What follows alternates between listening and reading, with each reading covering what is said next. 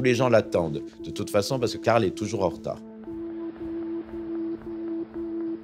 Il a un emploi du temps de fou. Il fait une séance de photos, il passe faire des essais chez Chanel, il passe faire une interview, après il y a ça.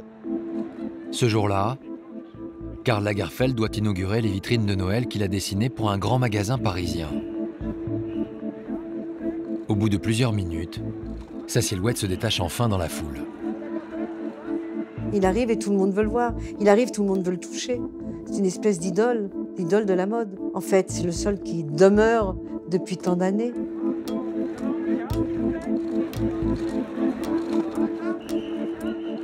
Il est habillé en noir, chemise blanche, toujours une très belle épingle de cravate avec des diamants.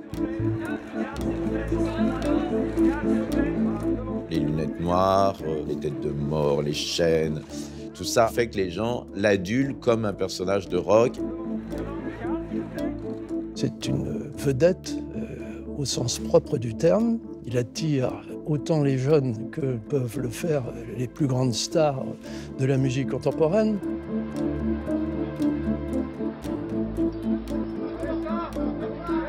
Le rideau s'ouvre et on découvre plein de petits Karl en poupée qui sont en train de jouer des instruments, en train de faire des photos, en train de faire tout ce que Karl fait.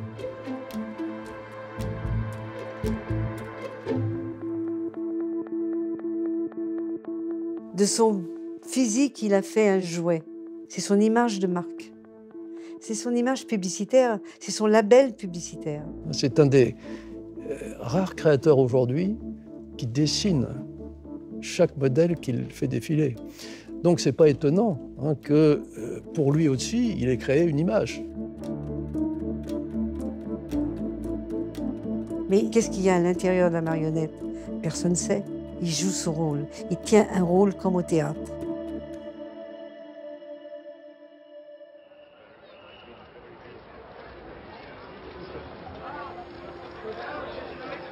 L'inauguration à peine terminée, le couturier repart sous les flashs des photographes. Et à l'homme public se substitue progressivement une personnalité inaccessible.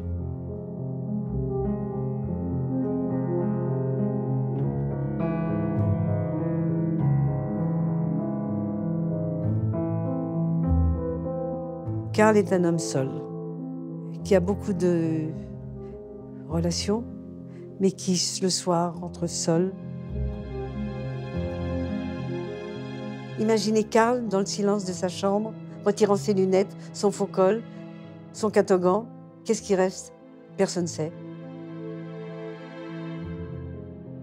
Le vrai Karl, il appartient à ceux qui l'ont vraiment connu, mais comme il le dit, ils ne sont plus là. Ils sont tous morts et c'est quelqu'un qui ne voudra pas laisser de traces de sa vraie vie.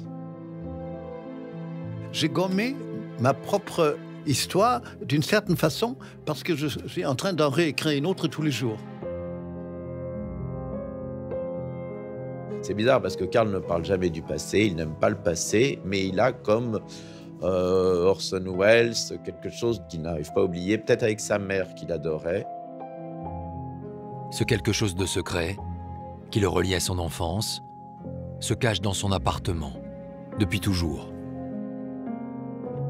Chez Karl, il y a une pièce particulière, sa chambre d'enfant, qu'il a trimballée toute sa vie, dans toutes ses demeures. On passait très vite dans cette pièce, on était un peu gênés, on regardait, on faisait oui. Je me rappelle, il y avait une petite table de nuit, presque avec une bougie, enfin tout était comme si on allait dans la maison de Victor Hugo, quoi. Ça le rattache à ses racines, c'est la seule chose qui lui reste.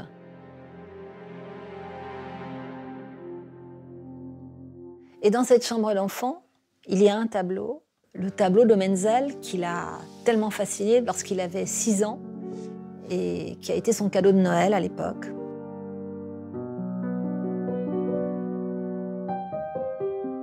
Il a voulu entrer dans ce cadre et il a réussi. Je ne veux pas être une réalité dans la vie des autres.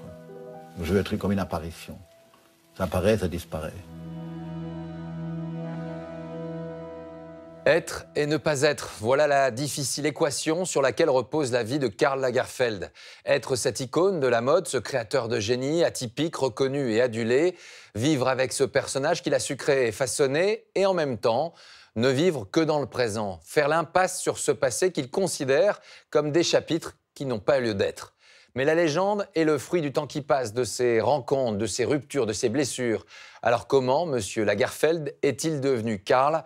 Difficile d'accéder à cette vérité, difficile de faire parler les uns et les autres dans un univers où l'on ose briser le lien, se priver du paraître, de peur de disparaître. Voici pourtant ce soir l'ensemble des chapitres de cette vie, l'histoire d'une longue ascension. Au départ, il y a un petit garçon, solitaire et plein de rêves, un enfant discret qui naît et grandit en Allemagne, dans un pays qui a basculé dans le nazisme. Notre histoire commence en 1943, alors que l'Europe est en guerre. Karl, lui, est alors âgé de 10 ans.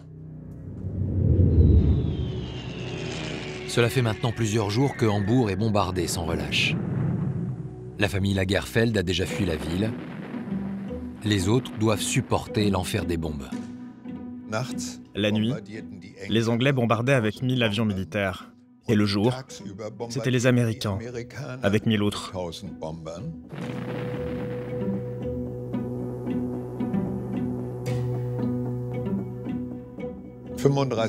En une semaine, 35 000 personnes ont trouvé la mort à Hambourg. Et bien sûr, tous ceux qui en avaient la possibilité se sont enfuis.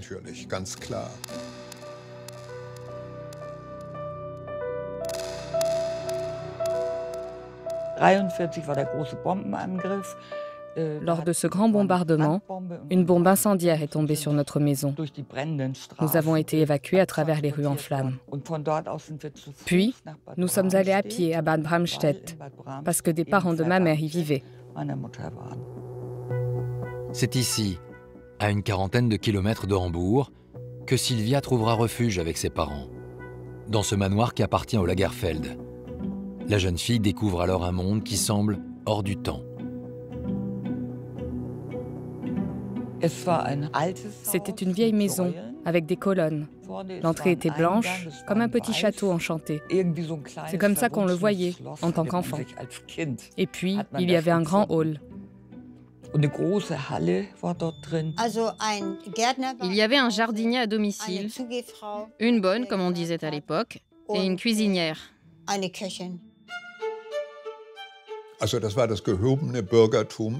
La famille Lagerfeld faisait partie de la bourgeoisie aisée.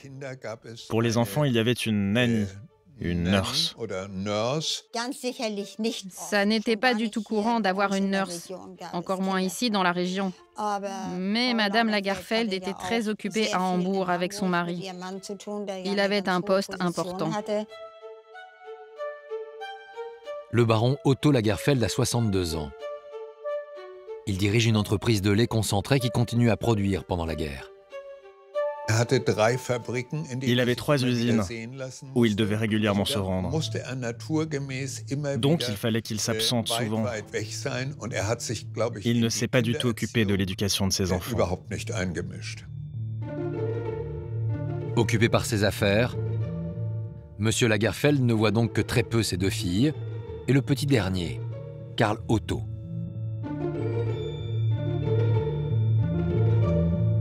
Il avait une chevelure épaisse et sombre et des yeux vifs.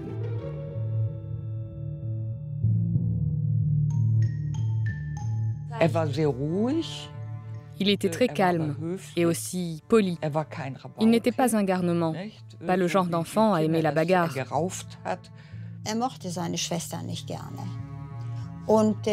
Il n'aimait pas beaucoup ses sœurs.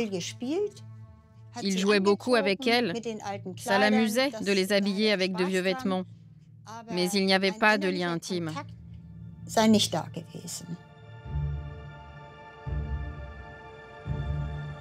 En l'absence de son père, l'autorité est assurée par sa mère, Elisabeth Lagerfeld, une femme bien plus jeune que son mari.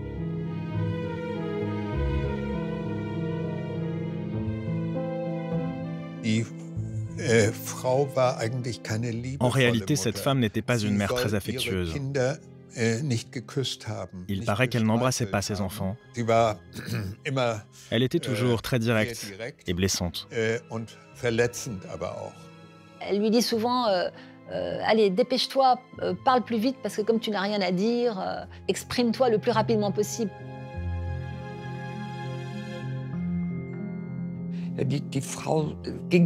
Sa mère se tenait toujours très droite. Je la trouvais stricte. Je crois que je ne l'ai jamais vue sourire. Le petit Karl s'est essayé au piano. Il prenait des cours et jouait de temps en temps un morceau. Et un jour, sa mère lui a dit « Arrête de jouer, ça fait du bruit. Dessine. Au moins ce sera silencieux. » Peut-être en a-t-il souffert, mais il avait une telle admiration pour sa mère que je pense qu'il l'avait compris aussi, que c'était comme ça que ça devait se passer, pas autrement. Pour se faire aimer, Karl obtempère et il va même plus loin. À 10 ans, le dessin est pour lui une véritable passion. Il rêve de devenir caricaturiste. C'était son activité principale quand il était seul. Il ne supportait pas d'être dérangé.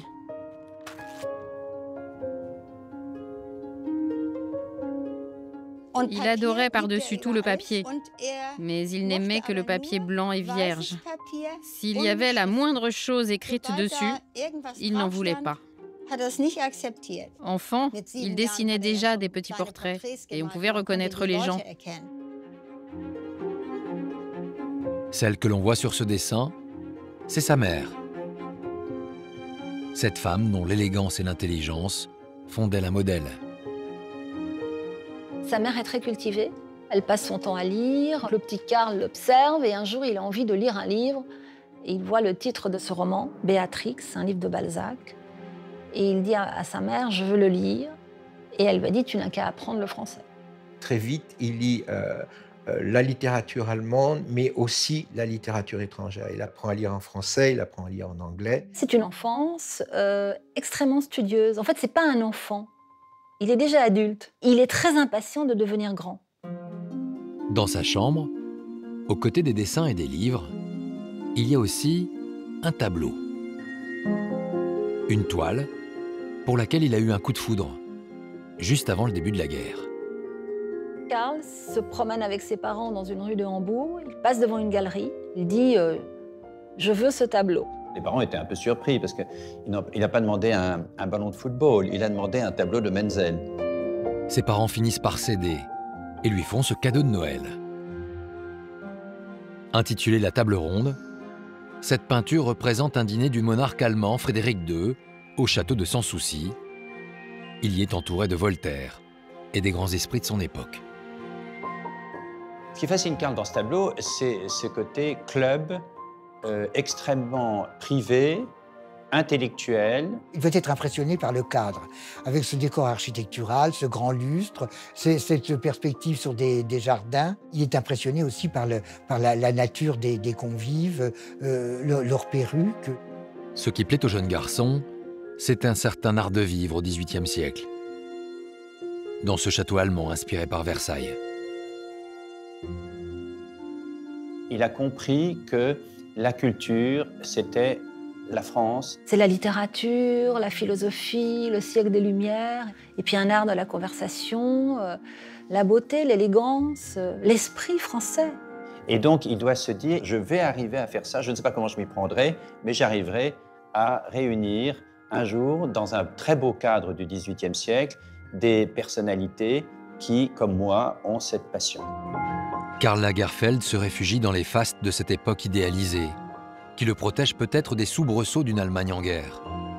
Il se crée un monde intérieur et il va affirmer de plus en plus sa différence en grandissant.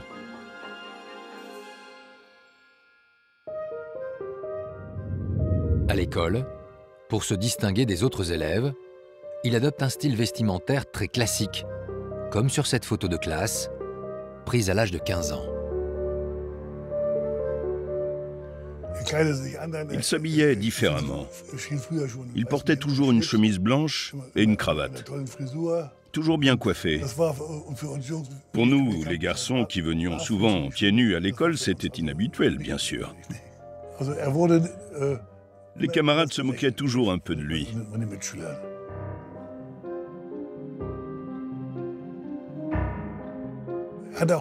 Il n'a jamais eu de véritable ami à l'école. Il n'en cherchait pas non plus.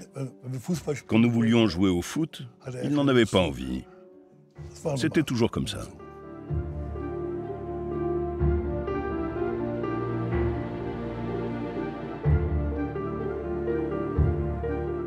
Karl ne faisait que ce qui lui plaisait. Les autres enfants, il les prend un peu comme des esclaves pour faire les choses qu'il n'aime pas faire.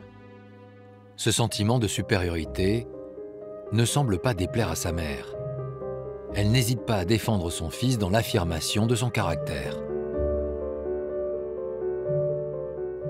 Un professeur de son école est venu voir Elisabeth Lagerfeld et lui a dit « Il faut que je vous parle de votre fils. Ses cheveux longs, ça ne va pas. » En réponse à ça, elle lui a tiré la cravate de son costume et lui a jeté au visage, en lui disant « Visiblement, vous êtes encore nazi ?» L'adolescent ne supporte plus le cadre scolaire et ce climat d'après-guerre, d'autant qu'il a déjà une ambition très claire pour son avenir. Tout d'un coup, je me suis imaginé, comme dans un livre de contes, que je me voyais comme une espèce de légende. Je me dis, je sais que je vais être célèbre, je sais que on connaîtra mon nom dans le monde entier. C'est étrange. Seulement, comment accéder à cette notoriété dont il rêve? C'est sa mère, encore une fois, qui, sans le savoir, va le mettre sur la voie. Après la guerre, la famille Lagerfeld est revenue vivre à Hambourg. Ce 13 décembre 1949, Karl accompagne sa mère au défilé de mode d'un grand couturier français, Christian Dior. À l'époque, c'était un événement gigantesque. Dior, vous ne pouvez pas savoir ce que c'était. C'était une étoile qui brillait au firmament de la mode, beaucoup plus haut que toutes les autres.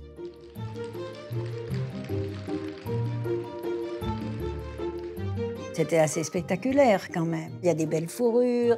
Oui, ça fait rêver. Au milieu des spectateurs, l'adolescent est fasciné par l'élégance des modèles présentés.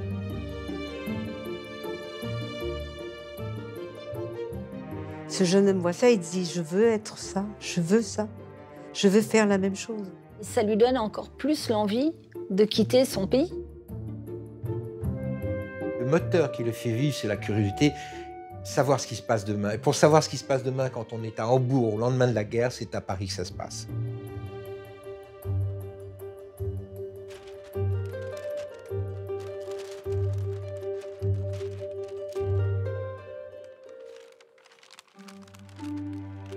Le rêve de Karl Lagerfeld a désormais un nom qui tient en 5 lettres, Paris. Soutenu financièrement par ses parents, il sait qu'il a du temps pour réussir dans la mode.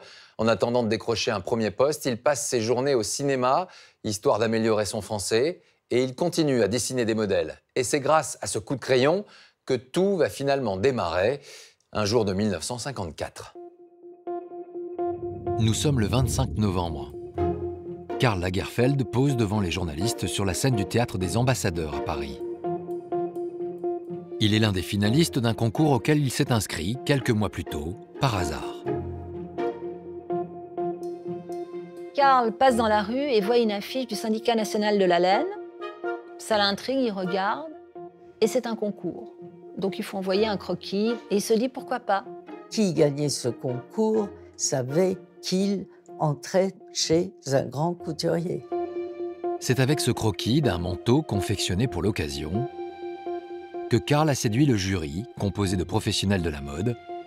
Il n'a que 22 ans. C'est un jeune dandy, avec veston, cravate, très bien.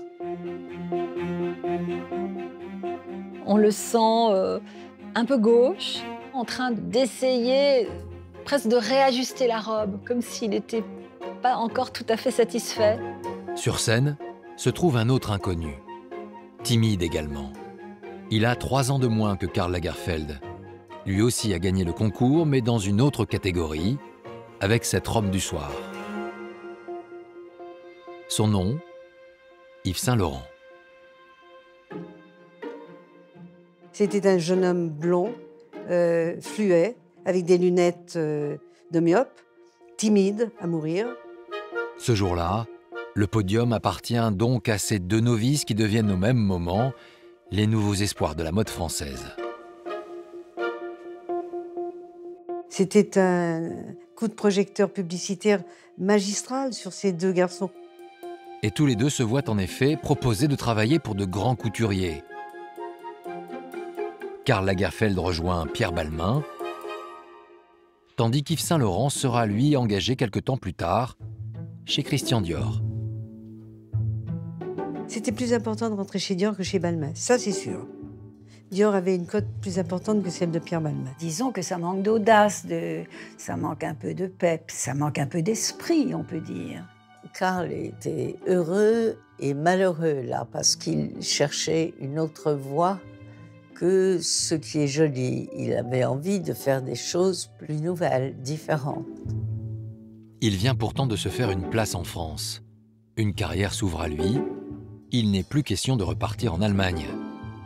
Fier de son fils, Otto Lagerfeld va marquer à sa manière ses débuts encourageants. Le père était un homme très généreux. Il a offert à son fils une superbe voiture allemande après qu'il a eu ses premiers succès.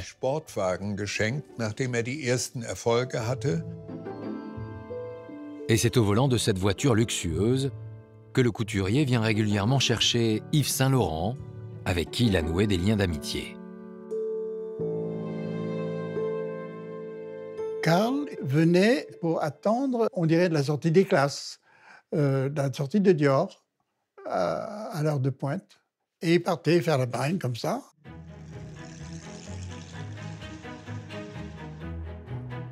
Dans la voiture, ils emmènent avec eux une jeune mannequin de la maison Dior. Elle s'appelle Victoire d'Outrelot. Moi, je montais derrière avec Yves. Et on tournait partout. On faisait des tours autour de la Concorde, de l'Étoile.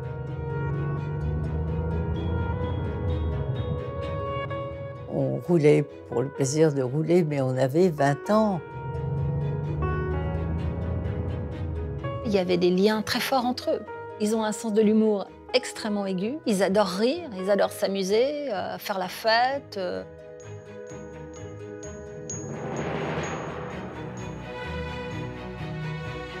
Soit on dînait dans un des bistrots de Saint-Germain, soit on dînait au fiacre. Et du fiacre, on allait alors à l'hélicoptère ou bien une boîte de garçons. C'était très amusant. Dans les boîtes homosexuelles, les comportements d'Yves et de Karl traduisent deux manières bien différentes de vivre une même attirance. Les rapports d'Yves Saint Laurent aux garçons étaient des rapports sexuels, profondément sexuels. Alors que Karl répondait aux avances des garçons, « Non, merci, j'ai ce qu'il faut chez moi et je ne m'en sers pas. » Ce qui faisait, moi, rire beaucoup. Avec cette parade, Karl Lagerfeld ne se débarrasse pas seulement des importuns, il pose un voile sur son intimité. Personne ne sait rien de sa vie sexuelle privée. Personne. C'est pas par pudeur, je crois pas. C'est par négation, c'est par... ça vous regarde pas.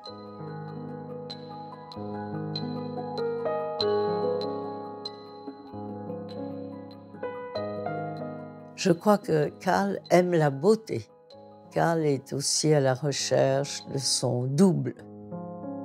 En attendant de trouver ce double, cette relation épanouie avec un homme, le couturier profite de ses soirées entre amis qui se terminent au petit matin, chez lui. Je ne sais pas pourquoi on rentrait tous les trois, en fait. Parce qu'on ne faisait rien, juré, promis. Moi, je fumais. Yves ne fumait pas, Karl ne fumait pas. Je buvais du whisky, Yves le supportait mais devenait vite ivre et Karl ne buvait que du Coca-Cola.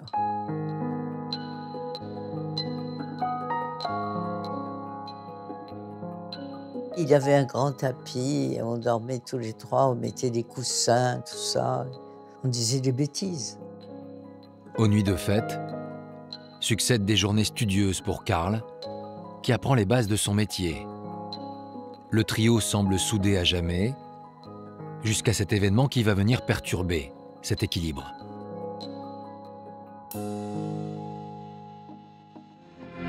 La haute couture est en deuil. La porte s'est fermée sur la maison et sur l'appartement du premier couturier de Paris. Christian Dior est mort, terrassé en Italie par une crise cardiaque. C'était tellement un choc, on ne s'y attendait pas. Il n'était pas vieux. On ne pensait pas du tout que cet homme était malade, qu'il était cardiaque ou quoi que ce soit. Il fallait trouver un remplaçant. On ne remplace pas facilement Monsieur Dior. Et il y avait ce jeune assistant. 3 semaines après la disparition du créateur, une conférence de presse est organisée pour présenter son successeur. Et il s'agit du très jeune Yves Saint-Laurent. On a montré Le Petit Prince au balcon de l'avenue Montaigne et c'est là que le monde entier a salué ce jeune homme. Le Petit Prince devient le roi. Tout à coup, disons, les événements jouaient pour Yves. Karl Lagerfeld rêve de cette maison depuis qu'il a assisté au défilé de Hambourg. Pour autant, il ne semble pas souffrir de l'ascension fulgurante de son ami.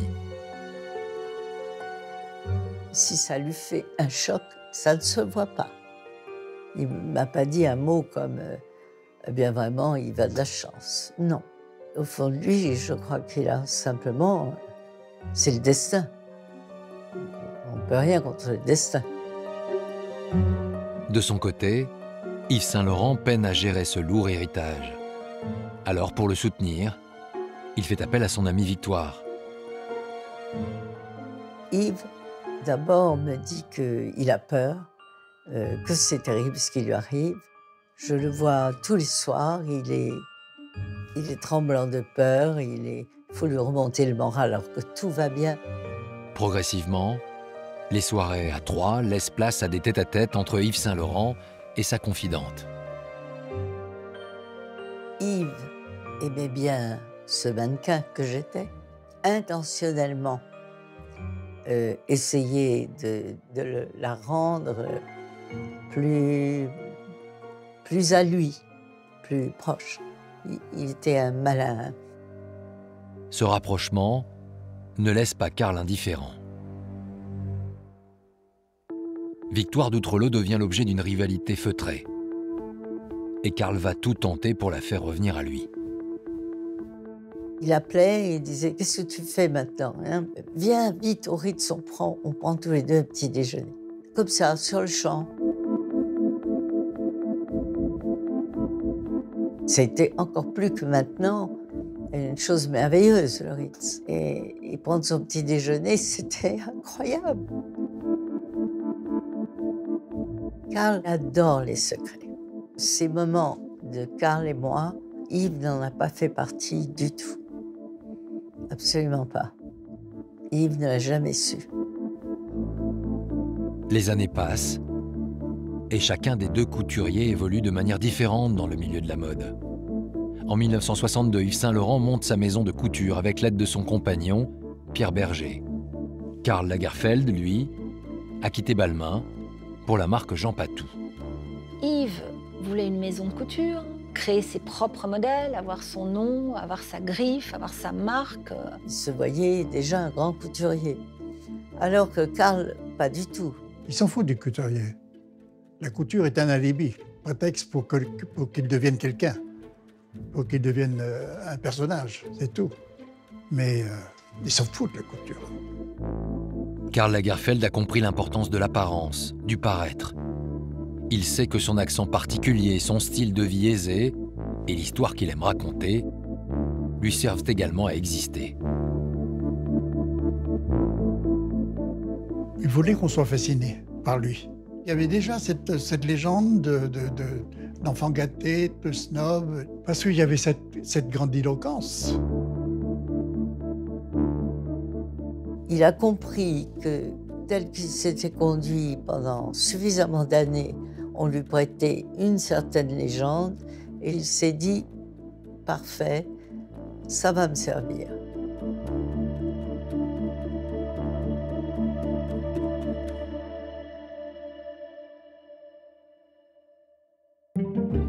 Pour asseoir cette légende, le couturier doit aussi se démarquer professionnellement, sortir du lot. Il doit se dire, bon, qu'est-ce qu'il faut faire? Qu'est-ce que je vais faire pour être plus malin? Il doit trouver une solution. La haute couture n'avait plus la même force que le prêt-à-porter. C'est le prêt-à-porter qui prenait la place. Le créateur quitte donc la haute couture pour se mettre au service de Chloé, une des maisons emblématiques du prêt-à-porter, et son arrivée ne passe pas inaperçue.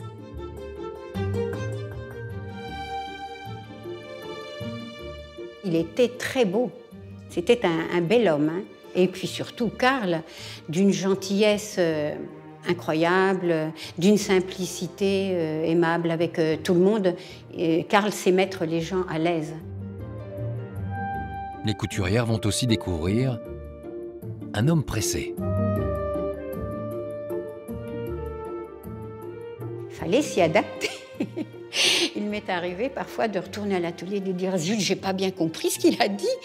Tant il parlait vite, hein, mais en regardant ses croquis, automatiquement on comprenait. C'est le roi du détail. C'est pas 2 coups de crayon tout basique, les épaules, non, et puis la manche. Lui, il va nous mettre la découpe de poitrine, les pinces de poitrine si nécessaire. Enfin, tout est expliqué, mais c'est vraiment étonnant. Le créateur a saisi l'esprit de la marque et il va la moderniser, collection après collection.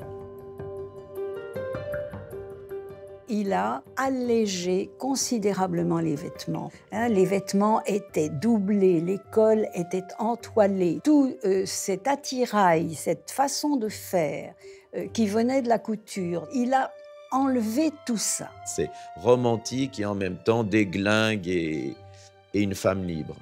Il a apporté à cette maison une touche d'originalité, de féminité, de charme qu'elle n'avait pas. Il a pris de plus en plus d'importance et je peux vous dire que ça a marché du feu de Dieu. Fort de ce succès, il multiplie parallèlement les contrats avec d'autres marques, dont une grande griffe italienne. Karl est le premier à faire ce que feront beaucoup de gens après, l'idée de faire 10 milliards de choses en même temps, d'aller faire une collaboration avec des gens pour faire des bijoux, après de faire Fendi, la fourrure, après de faire des sacs. Il a un côté caméléon, il s'adapte à tout. Il est toujours en mutation. Karl est un des hommes les plus libres que je connaisse parce qu'il ne dépend de personne. C'est la liberté personnifiée. Et cette stratégie va payer. Car 7 ans après avoir repris la destinée de Chloé, ce mercenaire de la mode s'est fait un nom.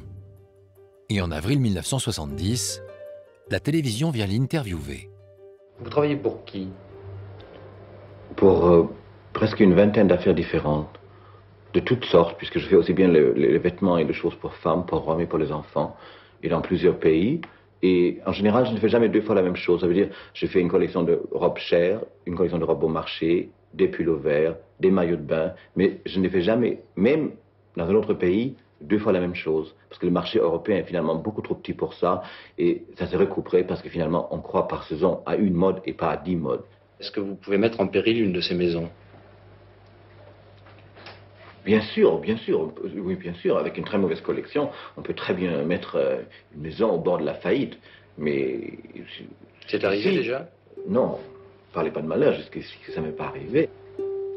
Dans ce reportage, qui suit le quotidien d'un créateur boulimique, Karl Lagerfeld nourrit sa légende. Et un accessoire ajoute à son mystère, des lunettes noires. Pas mal la forme, je trouve encore un peu trop gonflé derrière, là. Il faut enlever tout ça. Hein. Faut que ça lui plaque vraiment à la tête. Il vaut mieux essayer carrément celui en feutre que vous avez fait avec les découpages.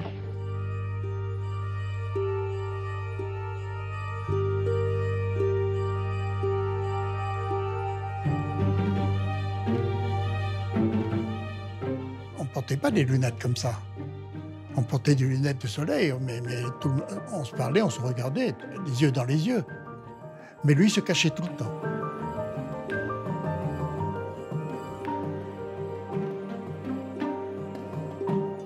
Ça lui donne un regard un peu plus méchant, parce que Karl ne veut pas avoir l'air gentil. C'est « je suis un artiste, un romantique, et en même temps, je ne suis pas sympathique ».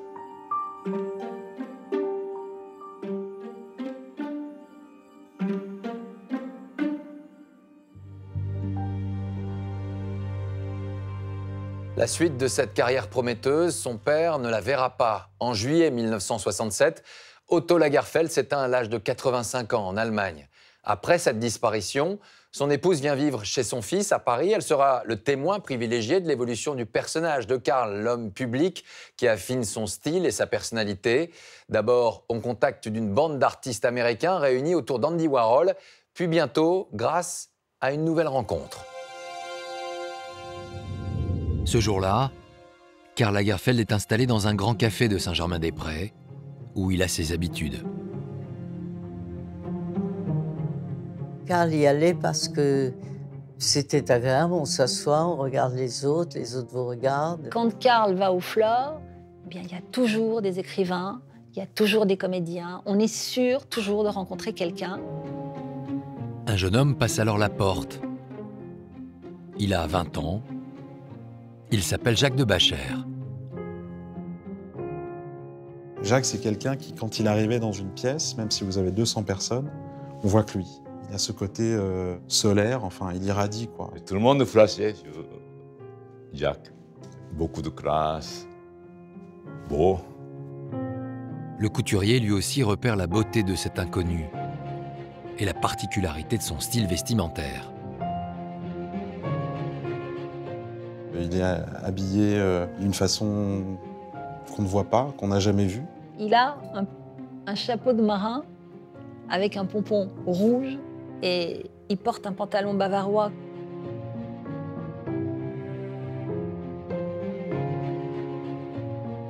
Là, Karl, évidemment, se voit enfant, voit une référence à l'Allemagne et l'Autriche.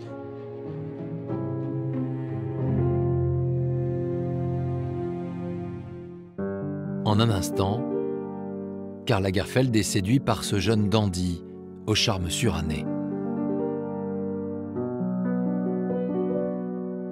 Jacques de Bachère fait personnage de roman. Karl aime les personnages de roman et veut vivre sa vie justement comme ça. Et une relation sentimentale ne tarde pas à naître entre les deux hommes.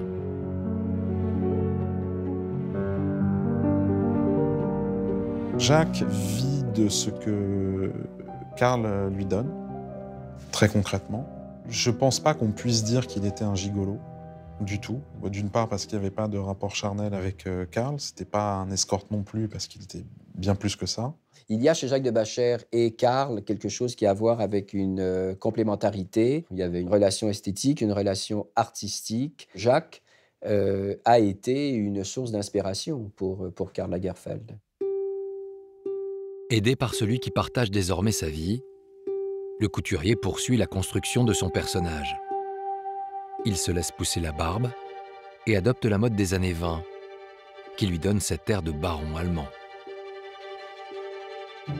Ce qu'il aime, c'est l'apparence étonnante, très originale, avec la tête bien droite, comme ça, le col haut, bien raide, et tout l'ensemble qui va être absolument net. C'est pas un travestissement, c'est pas une costumerie, c'est vraiment une idée forte dans la tête, la prise de passion pour un style.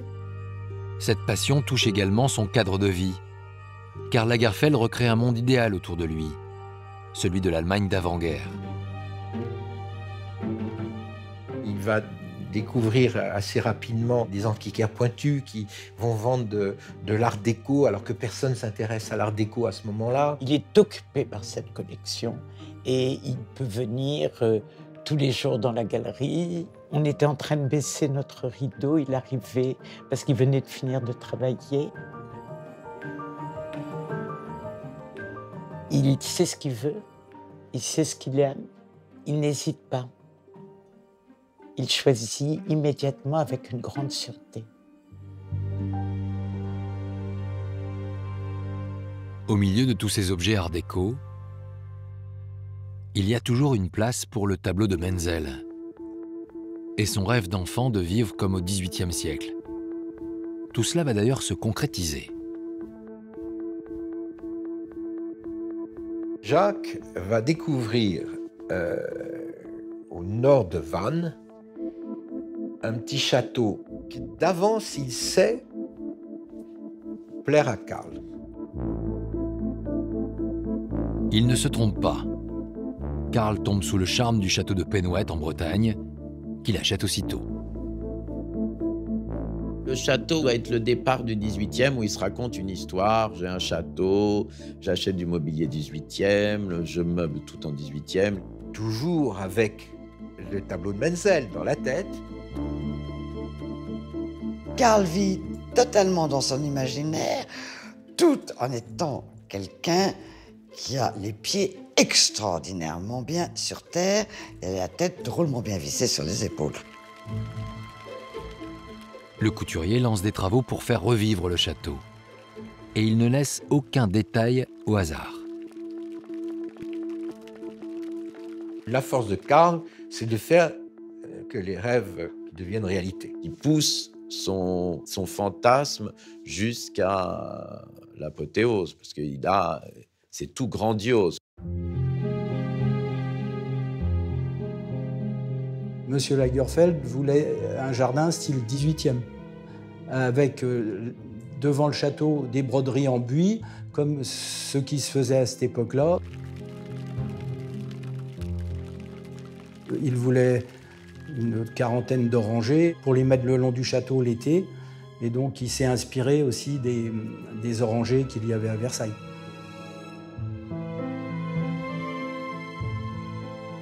Ce château est un monde merveilleux. Karl s'y sent très très heureux. Il vivait comme au XVIIIe siècle. Le dîner avait lieu aux bougies, naturellement.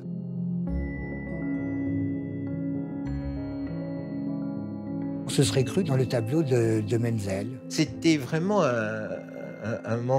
des moments précieux et forts que Karl vivait là.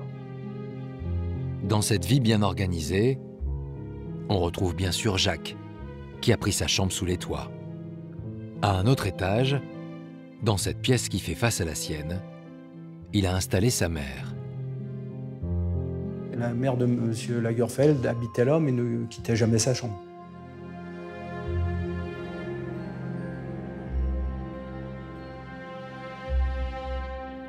Les séjours en Bretagne sont rares. Accaparé par son métier, Karl a peu de temps pour lui, à l'inverse de son compagnon, à qui il laisse une très grande liberté. Dans les années 70, Jacques est quelqu'un qui est une figure de la nuit parisienne. Parce qu'il sort beaucoup. Il regarde tout le monde et il dit du mal de tout le monde. Et il drague. C'est comme un môme qui joue et qui virevolte. Jacques était un être extrême. Il aimait les expériences de l'alcool, il aimait les expériences de la drogue. S'autodétruire, ça lui pose pas de problème. Il vit chaque instant à fond. Il va chercher le danger, quoi. Jacques était un expérimental de la vie. Lorsqu'il arrive à Karl de sortir avec son compagnon, il s'éclipse toujours en fin de soirée. Karl, de toute façon, n'aime pas boire, n'aime pas se droguer. Il a suffisamment de caractère et de personnalité pour pouvoir traverser la vie sans être obligé de faire des choses qui vraiment lui déplaisent parce qu'il n'en a pas le goût. Il adore rester chez lui. Il aime tremper des saucisses directement dans le pois moutarde dans sa cuisine. Karl, après dîner, il travaillait. Il travaille toute la nuit. Il ne dort pas. Pourtant, il ne perd aucun détail de ses nuits de fête, car Jacques ne lui cache rien. Il prenait un énorme plaisir et une énorme part de complicité à ce que Jacques lui raconte. C'était des moments qu'il partageait, si vous voulez, dans les histoires que lui racontait Jacques. Jacques, pour Karl, c'est une façon de vivre par procuration une certaine folie que lui n'a pas. Les limites de cette grande liberté vont être franchies un soir, au 7, cette boîte à la mode où gravitent toutes les personnalités en vue. Le 7, c'est un endroit formidable, c'est pas très grand, ça brasse des gens très divers, mais quand même principalement dans le milieu de la mode, artistique et de la nuit. Il y avait une bande Saint-Laurent là, une bande de Karl, la bande Kenzo, des mannequins, des gens partout. C'était très mélangé. Je vais vulgariser la chose 30 secondes. Deux mecs se croisent, se voient, se plaisent et ont envie de pousser la chose plus loin. Il se trouve que malheureusement, ces deux mecs s'appellent d'un côté Yves Saint-Laurent, de l'autre côté Jacques de Bachère. L'aventure d'une nuit se prolonge, car Yves Saint-Laurent s'est pris de passion pour le compagnon de Karl Lagerfeld. Saint-Laurent se retrouve coffré par la police du 6e arrondissement parce qu'il hurle dans la rue Jacques, je t'aime sous les balcons de Jacques, quoi. Je pense que Saint-Laurent est beaucoup plus accroché à Jacques que Jacques ne l'est de son côté. Karl Lagerfeld est dévasté, mais il ne montre rien de ses sentiments. Il finit même par pardonner à son compagnon. Karl n'a jamais cessé d'aimer Jacques, quoi qu'il ait fait. Il a tellement aimé. C'est pour ça aussi il a accepté comme ça. Je trouve que c'est quelqu'un de généreux. Karl était au-delà de ça. Je pense que Karl est quelqu'un de très très noble dans la tête, dans sa façon de penser. C'est pas quelqu'un de bas, du tout. Pour celui qui partage la vie d'Yves Saint-Laurent, Pierre Berger, cette liaison n'est pas acceptable. Il souhaite qu'un terme y soit mis rapidement.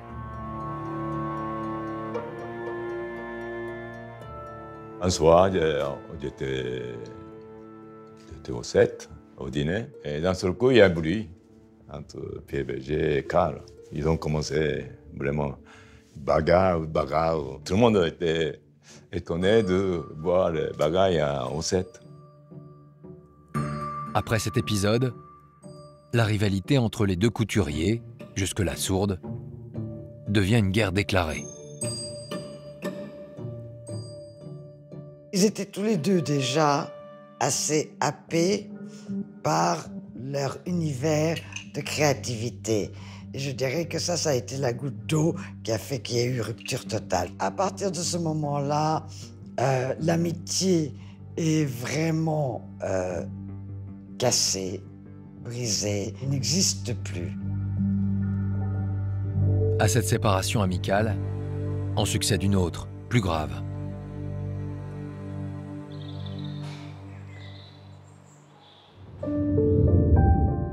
Élisabeth, sa mère, s'éteint à l'âge de 81 ans en Bretagne. Karl n'était pas au château, n'était pas là, il travaillait à Paris. Sa mère est morte de façon assez soudaine.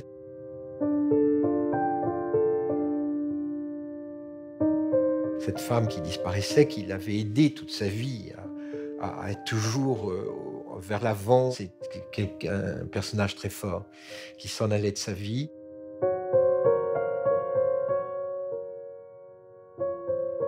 Il ne se rend pas au château. Il n'y va pas. Parce qu'il sait que c'est ce qu'elle souhaitait. Elle avait écrit dans son testament qu'elle souhaitait que personne n'assiste à ses obsèques, que personne ne la voie morte, et que son chauffeur jette ses cendres dans le parc du château. Comme l'aurait probablement souhaité sa mère, Karl ne se laisse pas déborder par l'émotion.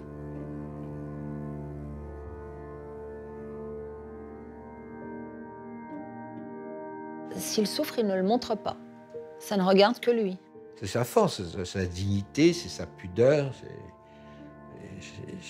c'est la façon dont il aime être. Il a respecté ce qu'elle a voulu. C'est peut-être un geste d'amour, justement, de respecter ce que l'autre souhaite. Il a cette phrase un peu magistrale, un peu dure. Il dit « j'arrache les pages ».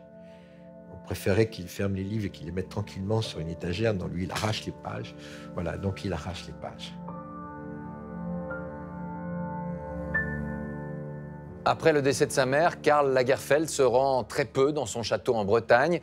Ce décor du 18e qu'il affectionne, il va le recréer dans un hôtel particulier à Paris. Et à l'image du tableau qui le suit depuis son enfance, il ajoute à son apparence un détail qui fait directement référence à cette époque, les cheveux poudrés et attachés en catogan. Côté professionnel, il continue à créer pour la marque Chloé et de nombreuses autres griffes de prêt-à-porter. Et au début des années 80, une institution de la mode fait appel à lui avec un défi de taille, moderniser son image.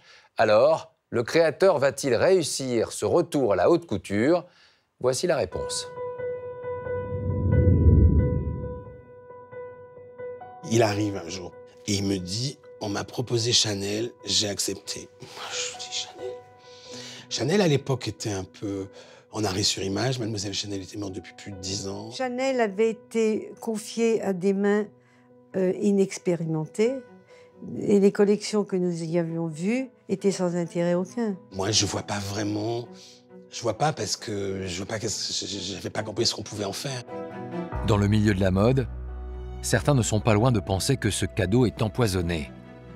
Karl Lagerfeld saura-t-il vraiment réinventer l'esprit de Coco Chanel? Il y a beaucoup de ricanements. Voilà, c'est pas un enthousiasme extraordinaire. On attend de voir, on est assez critique. De tout cela, le couturier n'en a que faire. Pour réussir ce défi de taille, devenir le digne héritier du mythe, il va travailler et travailler jour et nuit, sans relâche. Je me souviens être allée chez lui. À ce moment-là, il était dans les archives, dans des livres. Il a lui-même acheté et fait acheter aux puces des tonnes et des tonnes et des tonnes de vieux journaux. Et il a recréé une bibliothèque comme ça de données sur Chanel. Entouré de livres et de magazines, Karl Lagerfeld s'immerge dans les racines de la maison.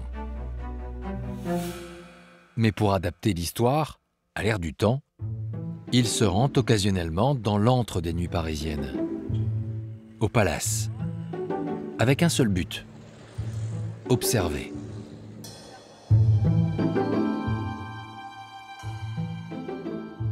Tout le monde est là. Et on est dans un endroit qui est assez grand, un grand théâtre, où il y a l'argent. Les gens connus, les gens inconnus, les gens beaux. Il y a des gens qui sont une pépinière d'idées. Donc, Karl vient aussi en voyeur pour essayer de voir qui sont les jeunes, qu'est-ce que c'est, les gens cool, tout ça. On voit le regard de Karl qui regarde toute cette masse habillée.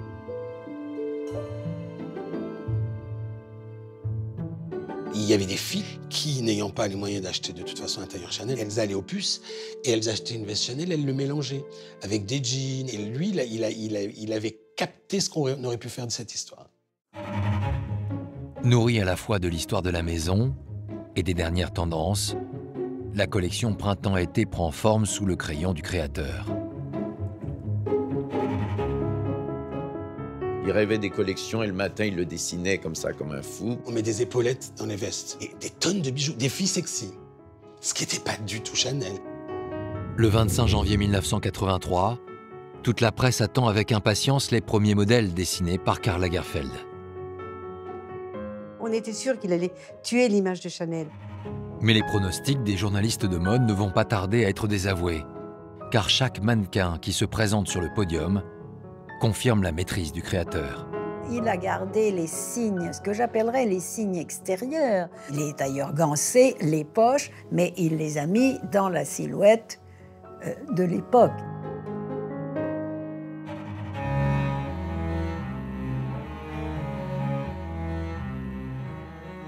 Il avait fait le tailleur Chanel dans les matières qu'utilisait Chanel, les ravissants tweed. Mais lui, il a su effectivement moderniser tout ça, tout en conservant le style.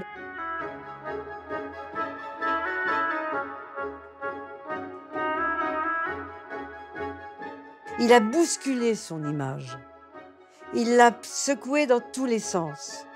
En faisant ça, il l'a rajeuni. Et il a gagné.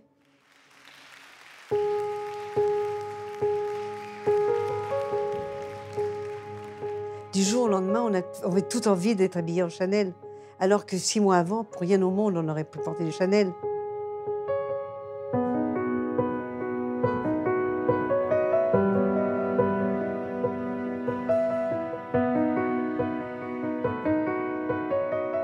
Alors que ce premier pari semble remporté, Karl Lagerfeld imagine déjà la collection suivante, aidé par une jeune mannequin qui l'inspire. Inès de la Fressange, ça a été vraiment le mannequin vedette de Chanel.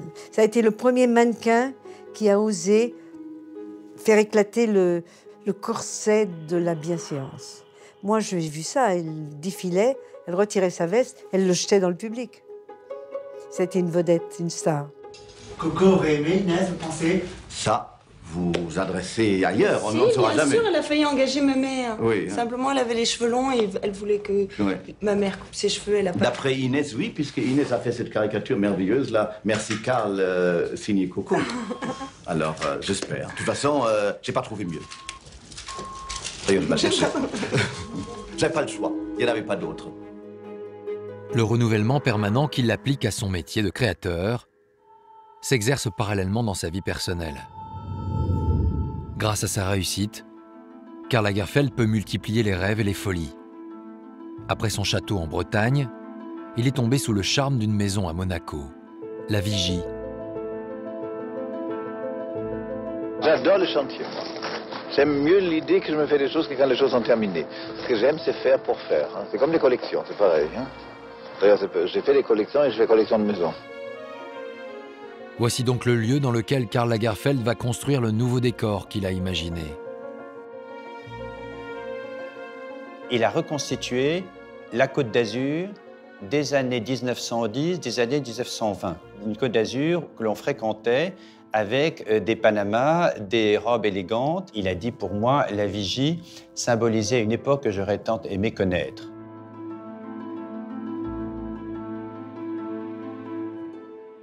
Sur ces images tournées dans la maison en plein chantier, la présence de son compagnon filmé de dos se fait discrète.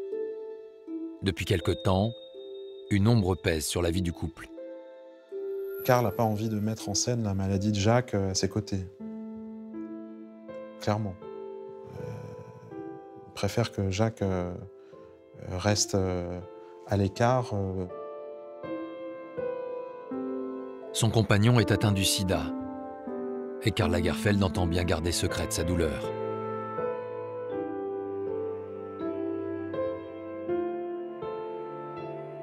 C'est une époque où tout vacille, hein.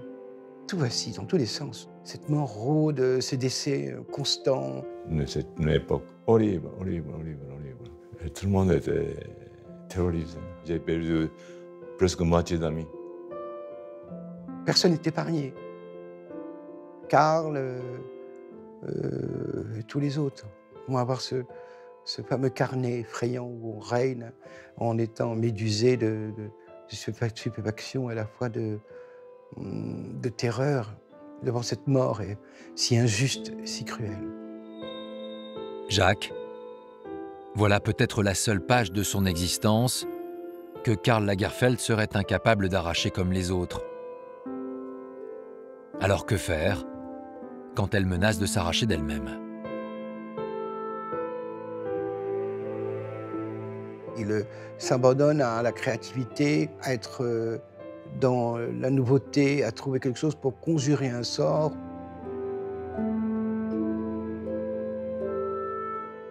Il avait vraiment besoin de travailler en plus parce que c'était douloureux à vivre, extrêmement douloureux. Il fallait que la vie continue. La vie continue, il fallait qu'elle continue, ne serait-ce que pour que Jacques continue. Le créateur s'étourdit dans le travail. Malgré cela, la réalité de la maladie le rattrape. Chaque jour, il se rend à l'hôpital pour soutenir celui qu'il aime depuis maintenant 17 ans. Il m'appelait en me disant viens me retrouver à l'université, et on faisait la tournée parce qu'on partageait, on partageait un grand malade qu'on aimait. On avait besoin d'être ensemble.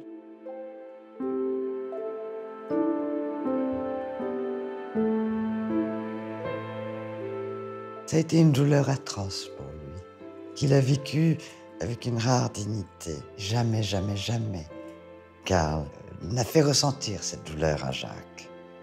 Il l'a protégé de toute forme de douleur, de toute forme d'angoisse.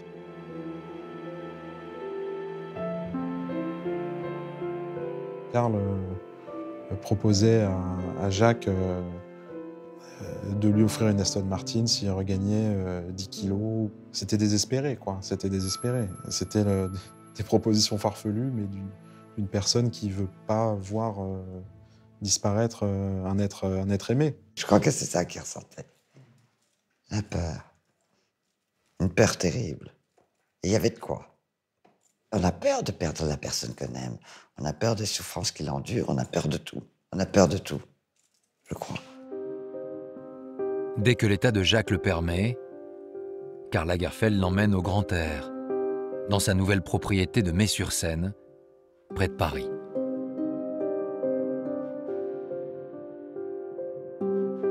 L'idée pour Karl, c'était de le sortir de cet univers hospitalier qui est quand même lourd. Hein. C'était de redonner un souffle de vie à Jacques.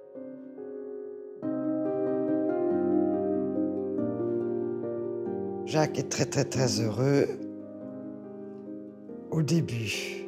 Et puis en tant que très, très, très grand malade, je pense que l'hôpital le rassurait quand même un peu plus.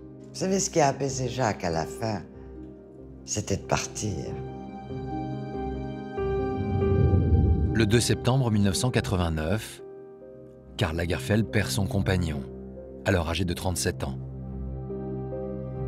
En sa mémoire, il va poursuivre le projet qu'ils avaient ensemble. 2 ans après sa disparition, il finit par trouver la maison qu'il cherchait dans ce pays que Jacques voulait pour lui. Le pays quitté, celui de son enfance, l'Allemagne. Il tombe amoureux de cette maison. Il la trouve tout à fait grandiose. Elle ressemble à un château de conte de fées, un peu excentrique. Et puis elle lui permet de voir l'Elbe sans être vue.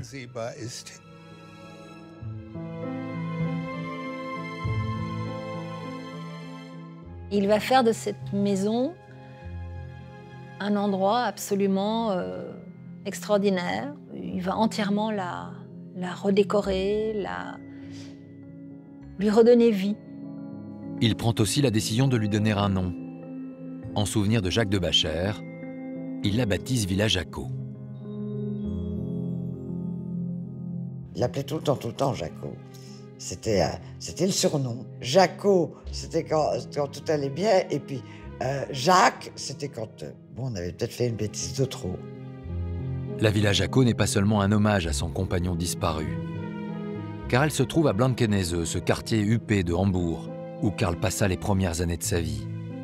Des années heureuses, avant la guerre, et son départ pour le manoir de Bad Bramstedt.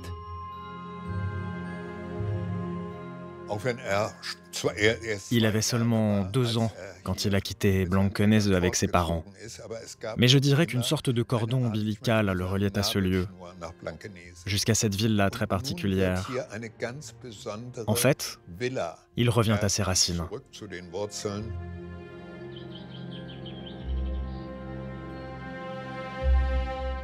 Identical, it's exactly the same room. And the noises I remember first are the same noises I still hear today.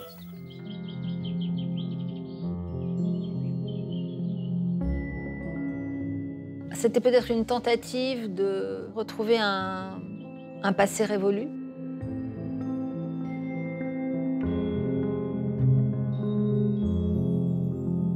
Mais cette confrontation avec son histoire, ce passé si longtemps enfoui, va finalement se révéler trop dur à vivre.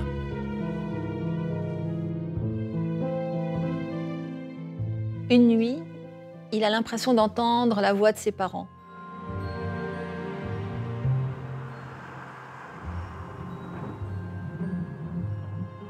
Et là, il se rend compte qu'il ne peut pas vivre dans un mausolée. Il décide de quitter cette maison et de ne plus jamais y retourner.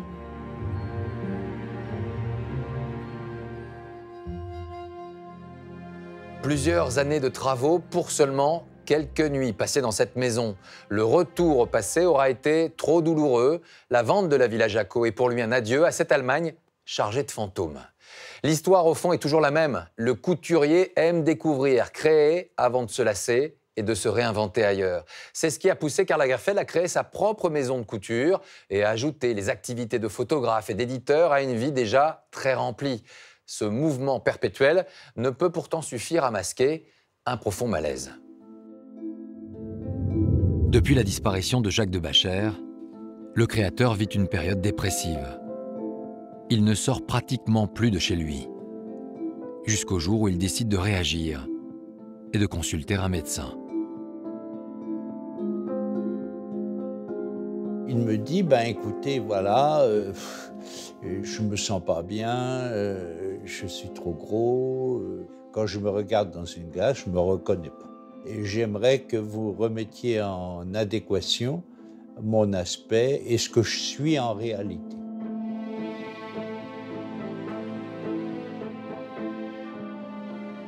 J'explique. Vous savez, monsieur, la base de tout, c'est la modification définitive de l'alimentation. Alors, lui, tout ça, ça le barbe, hein. Il s'en fout. Donc il me dit, bon, écoutez, vous allez voir mes cuisiniers, puis vous allez leur expliquer ça.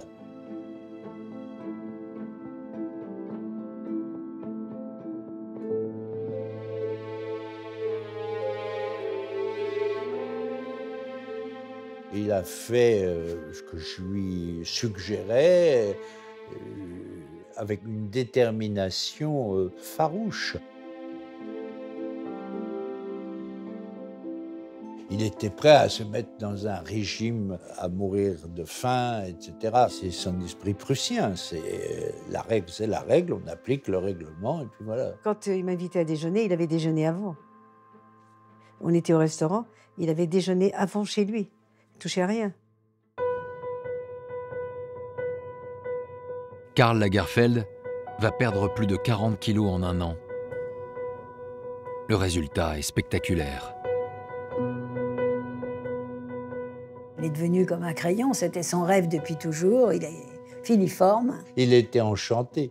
Il m'envoyait des petits mots en me disant « j'ai encore perdu du temps ». Karl ne sortait plus et tout d'un coup, il change de vie et il se met à sortir, ressortir dans les fêtes, dans les dîners. On l'a vu tout de suite dynamique, parce que cette surcharge pondérale, malgré tout, ça devait être pesant, hein, on a beau dire.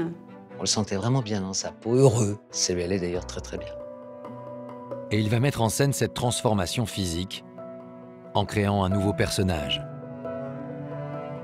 Le couturier s'applique à lui-même ce qu'il a fait pour ses marques, prendre les éléments du passé et les moderniser. Les lunettes noires de ses débuts, le col haut du baron allemand des années 20, le catogan et les cheveux poudrés de l'aristocrate du XVIIIe siècle sont associés au look minimaliste de l'époque. Voici donc le nouveau Karl Lagerfeld.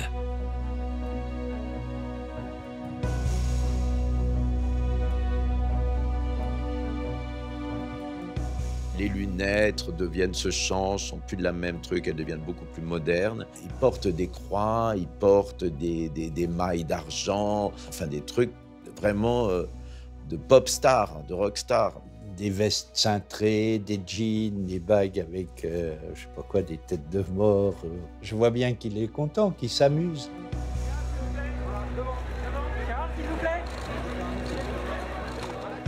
Il est ravi de faire le buzz, d'être au centre et de susciter des commentaires.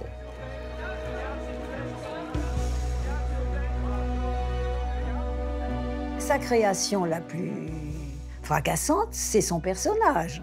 Ça y est, on parle plus de Chanel, on parle plus de tout ça, on parle de Karl Lagerfeld en tant que pop star et ça devient un objet, un personnage, une personnalité à part entière. Cette personnalité à part entière, les médias continuent de la comparer à Yves Saint Laurent. Ce 22 janvier 2002, Karl Lagerfeld présente sa nouvelle collection pour Chanel. Mais une nouvelle fois, on l'interroge sur le défilé de son concurrent. Yves Saint Laurent est malade et il vient d'annoncer qu'il se retirait définitivement de la mode. Ce soir, Yves Saint Laurent fait ses adieux. Vous l'avez bien connu. En 1954, ensemble, vous avez gagné le premier prix de la laine. Comment vous réagissez par rapport à ce défilé rétrospectif ? Personnellement, je suis violemment contre ça, mais ça, c'est à lui de décider s'il n'a plus envie. Ça, c'est pas mon problème. Balenciaga s'est retiré d'une façon plus discrète et Chanel, elle est morte en faisant des robes. Franchement, il n'est pas assez vieux pour ça, donc, à vrai dire, je m'en fous. C'était son grand rival. Pendant la semaine des collections, c'était le Chanel Saint-Laurent, pas Dior. Le gros concurrent, l'ennemi à abattre, c'était Saint-Laurent. Et cette rivalité est réciproque. Un jour, Yves me dit, à un cours d'une interview, j'ai fait un rêve étrange cette nuit. J'ai rêvé que je me promenais dans Paris avec Coco Chanel, ce qui nous amenait tout à coup devant la vitrine de Chanel. Et elle et moi, on regardait la vitrine et on se mettait à pleurer. C'est pas extraordinairement méchant, ça? Insidieusement méchant. Est-ce qu'on ne change pas vraiment d'époque, là, lui et lui-même? À force de dire qu'on change d'époque, l'époque change tout seul. C'est pas parce que quelqu'un s'arrête que l'époque change. Il y a ce qu'il faut. Donc, ça ne manque à personne s'il y en a un de moins. Mais je trouve qu'ils ont de la chance d'avoir Tom Ford et que c'est très très bien ce qu'il a fait et que l'image est fort en prêt-à-porter. Donc, bravo Tom. Hein. Karl Lagerfeld préfère saluer le travail de Tom Ford, le créateur qui monte, plutôt que de rendre hommage à Saint-Laurent. C'est une façon d'enterrer définitivement Yves Saint-Laurent. De dire après tout, Tom Ford, c'est très bien. Ça veut dire qu'il est remplacé, qu'il est remplacé. Saint-Laurent restera pour toujours, jusqu'à son dernier soupir, son concurrent direct.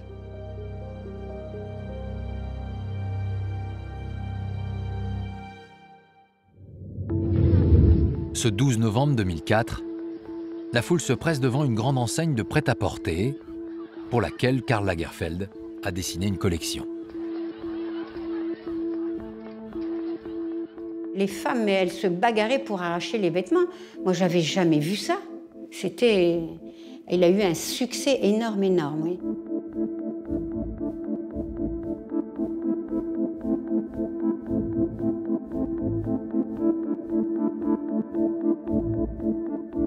Moi, je suis originaire de la Bourgogne. Quand j'allais là-bas, et puis que je discutais, « Oh, Karl Lagerfeld, bon... mais je peux vous assurer que de ce jour-là, on m'a dit, « Ah oui, c'est le Catogan, c'est chez H&M et tout ça. » Mais ça a été une explosion. Hein. Avec cette collection, Karl Lagerfeld accède à une notoriété inédite. Une popularité dont rêvait le jeune homme 50 ans plus tôt, en remportant son premier concours de mode.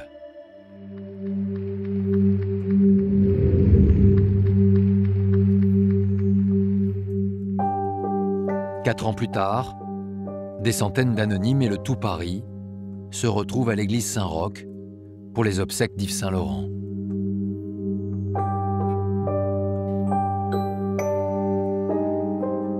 Je n'ai pas vu Karl à l'enterrement. A-t-il reçu le carton? J'en sais rien. Cette absence est interprétée par certains comme le dernier acte de leur rivalité. Quoi qu'il en soit, avec cette disparition, la comparaison entre les deux couturiers prend fin.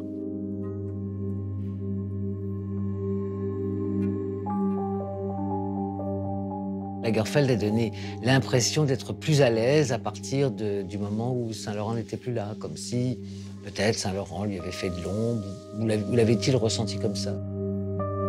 Celui qui est devenu le roi de la mode accepte de s'exprimer davantage dans des émissions choisies. Il y apparaît plus décontracté, revisitant avec humour son histoire personnelle.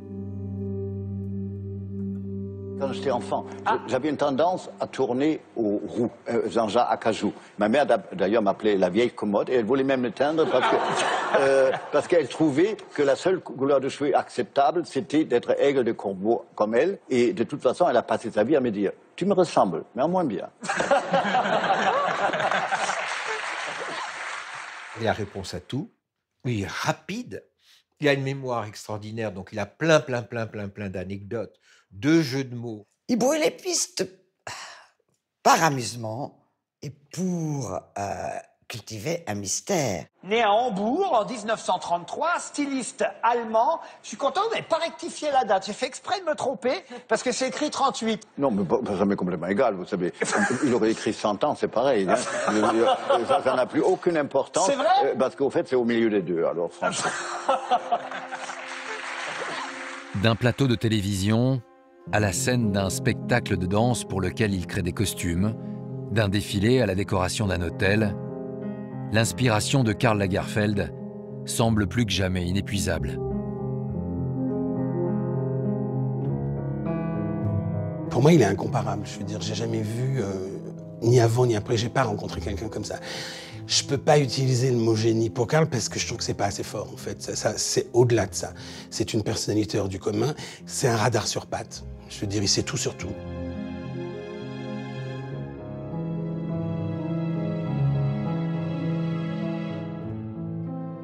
Il n'arrête pas, c'est du 24 heures sur 24. Quand il a besoin de s'arrêter, il peut s'endormir n'importe où pendant 10 minutes et boum, la machine est rechargée.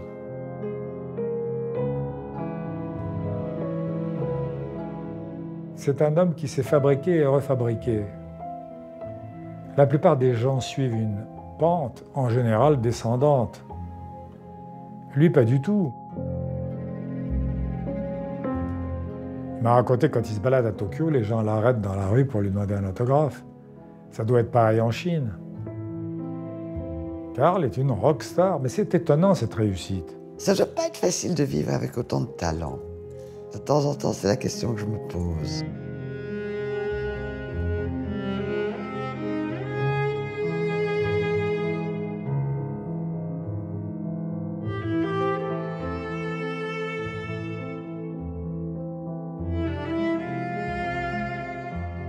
Il est happé toute la journée par des gens qui lui demandent de faire des choses. Et quand il arrive chez lui, il s'installe et il lit. Il lit pendant 3 heures, il dessine sans arrêt, tout le temps.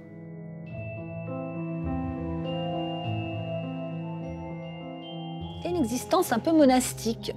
Il a une espèce de grande chemise blanche et les cheveux ouverts. Au final, il est très content de mettre sa robe de chambre, d'aller dessiner.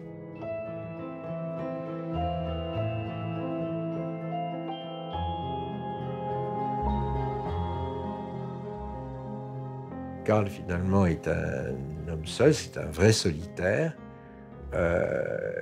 qui aime partager, qui aime échanger, mais qui, au fond, lui-même, reste solitaire.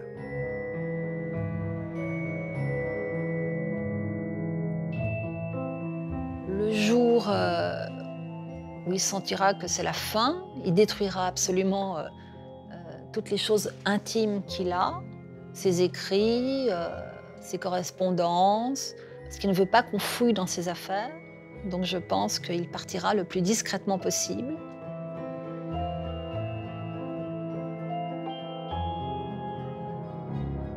Il m'a dit qu'avant de se coucher, il se peignait le plus soigneusement possible. Il s'habillait pour la nuit le plus proprement et le plus joliment possible, au cas où il mourrait la nuit, pour qu'on le retrouve digne.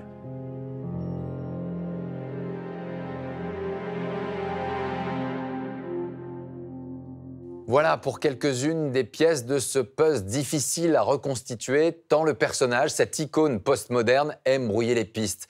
Quand on lui demande quel regard il porte sur les différents Karl Lagerfeld, il répond « Je suis myope ».